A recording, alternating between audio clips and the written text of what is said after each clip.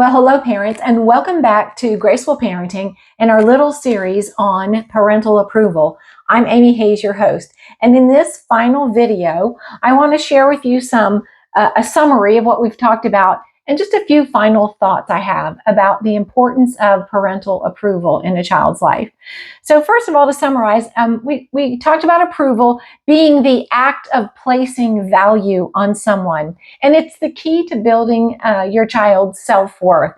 And we talked about how our children have inherent value because God created them in His image with a unique identity and purpose.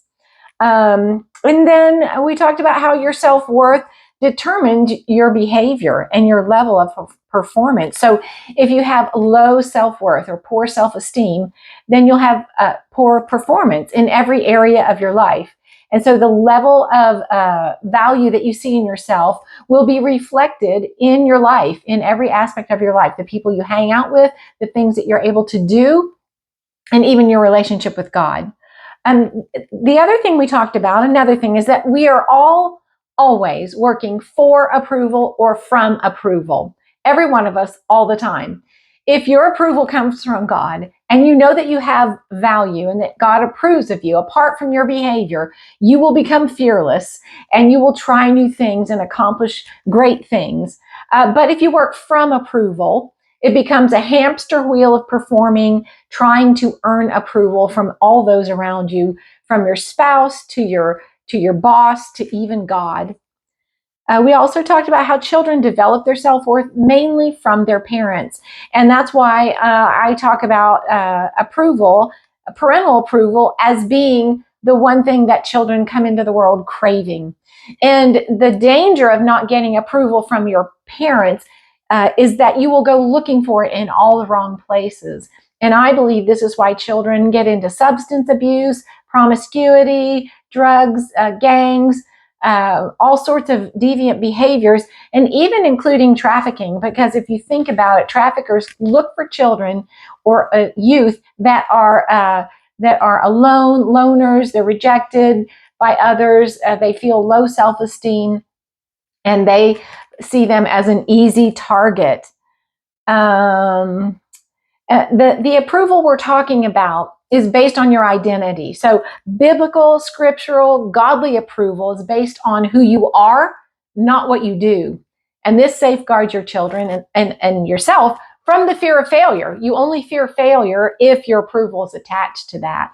And so we're talking about approval based on who you are, not on what you do. And now I want to reiterate that approval is not turning a blind eye to your child's unacceptable behavior. That's a completely different topic. Although approval and the level of self-esteem that your child has will determine his behavior. But there are other ways to address unacceptable behavior apart from showing disapproval. And we talked about some of those. We also saw that how God always starts with approval. And His approval of us never changes because it's based on who we really are, who He created us to be, not what we're acting like. And we saw scriptural examples of that. So that kind of summarizes what we've talked about. May have missed some things here or there, but that's the high points. But I just wanted to share a few additional thoughts as well. So when your approval is tied to your performance, it's conditional, because if your performance changes or your behavior, then so does approval. So children who grow up with behavior-focused approval, in other words, you approve of them when they're good and you disapprove when they're bad, this creates that insecurity, and it can communicate conditional love. And one thing I failed to share in this series is that I believe that showing approval for who your child is the best way to communicate unconditional love. It's acceptance of who they are regardless of their behavior. It's unconditional. And also low self-esteem or low self-worth, when you haven't had that value communicated to you, it keeps you from excelling in every endeavor of your life.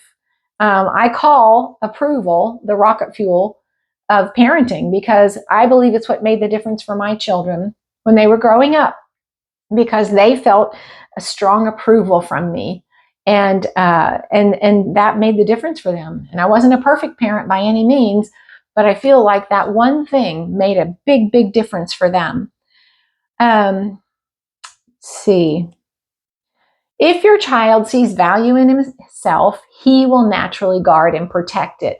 You see, the things that we value, we do naturally guard and protect them. And that's what safeguards your child against all those deviant behaviors and all those scary things we hope our children don't get drawn into that we've already mentioned. But he's naturally going to avoid those things that don't match up with his level of worth. So things down here that devalue him, if he sees himself up here, he will reject these lower valued behaviors.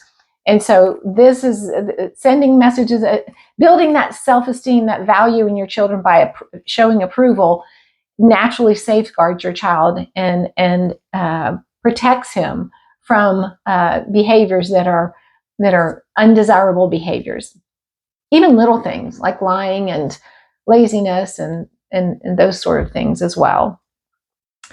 Let's see. I think that's pretty much it. But basically, I just want to end with, when your child values himself, then things he does will be congruent with the value he sees in himself.